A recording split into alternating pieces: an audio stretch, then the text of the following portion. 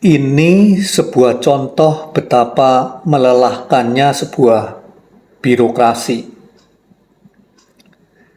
Adalah Iwan Kurniawan, anak Jakarta berusia 33 tahun. Dia adalah doktor pertama dan satu-satunya di Indonesia di bidang fisika nuklir eksperimental. Iwan meraih gelar doktor di Universitas Tsukuba, Jepang pada awal 1991.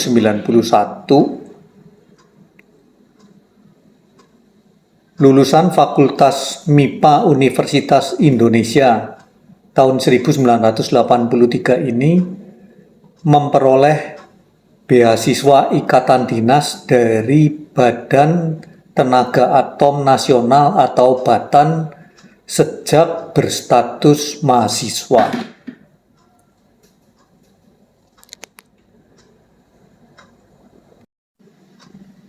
Menjelang tesis doktornya selesai, Iwan mendapat surat dari BATN bahwa dia dimutasi dari pusat pengolahan bahan galian nuklir ke Pusat Penelitian Sains Materi atau PPSM. Tempat baru ini dinilai Iwan sangat memungkinkan ilmunya berkembang. Sepulang dari Jepang, Maret 1991, Iwan langsung ngantor di PPSM Serpong, Tangerang. Ternyata, kata Iwan, tak ada meja dan kursi buat saya. Saya seperti tak pernah tercatat sebagai pegawai di sana.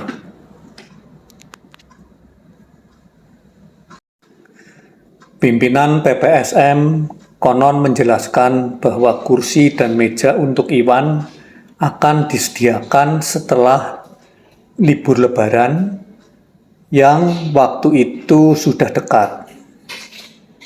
Bahkan menurut Iwan, bos PPSM sempat bilang bahwa Iwan segera akan diberi tugas sebagai kepala bidang fisika nuklir dan plasma.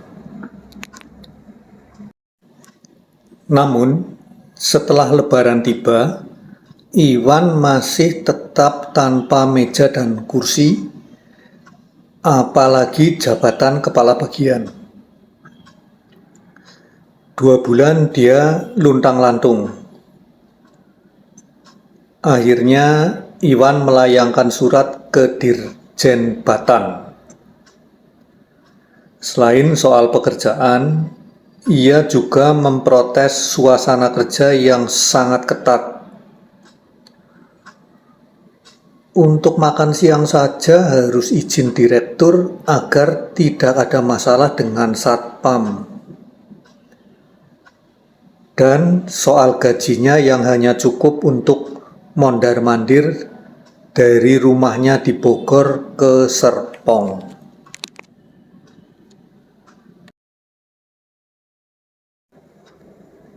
Dirjen BATN Jali Ahimsa kabarnya pergi dan Iwan diterima Nasir Abdullah, Deputi Dirjen.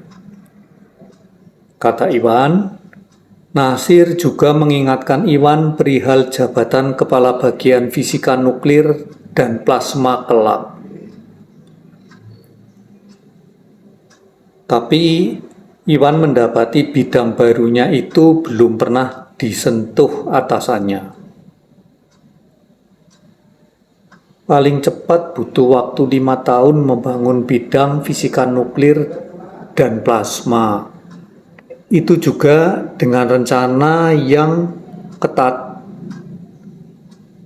Saya tak bisa membayangkan kapan berdirinya bagian itu di sana, kata Iwan.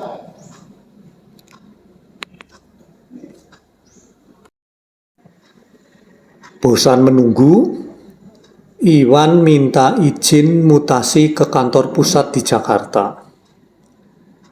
Itu pun ditolak. Akhirnya, Iwan berencana pindah ke Departemen P dan K agar bisa mengajar di UI alma maternya. Menurut dia, sudah ada lampu hijau dari Dirjen Pendidikan Tinggi. Maka dia mengurus semua surat kelengkapan. Sedang sibuk mengurus surat, melayanglah SK Dirjen Batan Mei 1992. Isinya mengejutkan Iwan.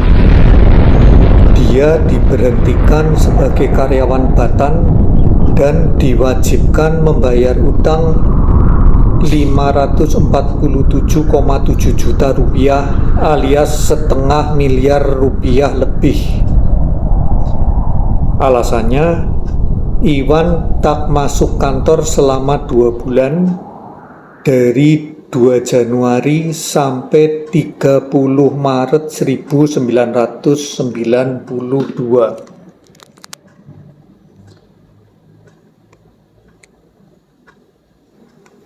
Jelas, Iwan tak bisa menerima pemberhentian itu. Sejak ditolak masuk kantor pusat, saya sekali-sekali saja datang ke PPSM. Karena memang tak ada yang saya kerjakan selain mengisi daftar hadir, kata Iwan. Dia juga menolak membayar ganti rugi. Karena, katanya, dia bukan minta berhenti, tapi dipecat. Iwan mengatakan telah menulis surat ke Presiden Soeharto, baik langsung maupun lewat setnek, agar keputusan ini ditinjau. Namun dia belum memperoleh kabar balasan. Sebuah sumber di Batan yang enggan disebut namanya membenarkan bahwa satu-satunya doktor yang keluar dari Batan adalah Iwan Kurniawan. Sudahlah, nanti dia gede kepala, kata sumber ini. Maka, 12 Agustus tahun lalu, Iwan membawa urusan itu ke PT UN. Pada minggu pertama Februari ini diperkirakan akan ada keputusan. Dan Iwan, anak Jakarta keturunan Cina itu mengaku masih ingin mengabdi di UI. Kisah tentang Iwan Kurniawan, ahli yang tak punya meja, dimuat di majalah Tempo 6 Februari 1993 dengan judul Yang Langka, Yang Ditendang. Tulisan dari Ivan Haris dan TH.